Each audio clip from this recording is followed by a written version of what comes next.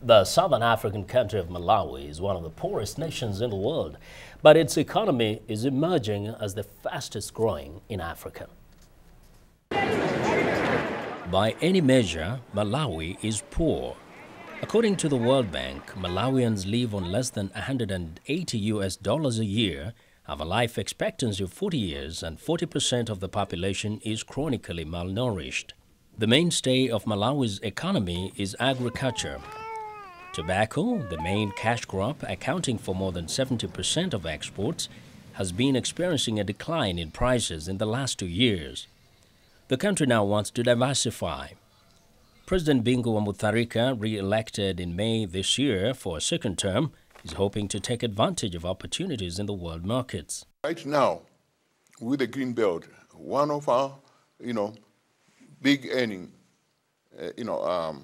crops will be rice, because there's heavy demand and there's shortage of rice globally. So if Malawi can quickly move with this Green Belt thing and produce a lot of rice, rice can compete favorably with tobacco in terms of foreign earnings. To build a stable economy, Mr. Mutharika says his country is looking to harvest other natural resources. We're going to go into gold mining. We're going to go into bauxite mining. We have bauxite. We have gold. We have heavy mineral sands, right? We have emeralds and precious metal. We have them. So I think that that will help us to diversify the economy.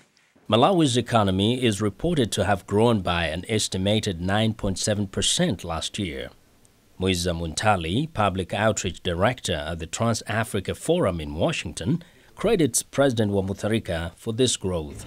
There are some tangible things. Infrastructure is much better than it was 5 years ago. Roads, when I was traveling north and south, the roads don't have as many potholes, and they're new roads now, and then you see some other new roads being built. The Economics Intelligence Unit, a leading research and advisory firm, has forecast that Malawi will have the world's fastest growing economy after Qatar this year. Muntali says only time will tell how the future plays out.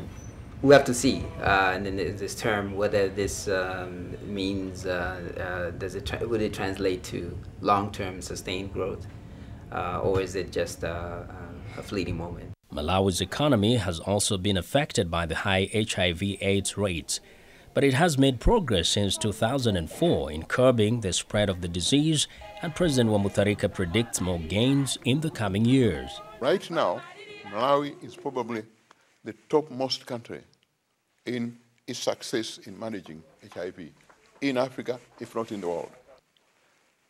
We have surpassed even Uganda. Many analysts believe Mr. Mutharika's success may depend on how he manages the country's political turmoil.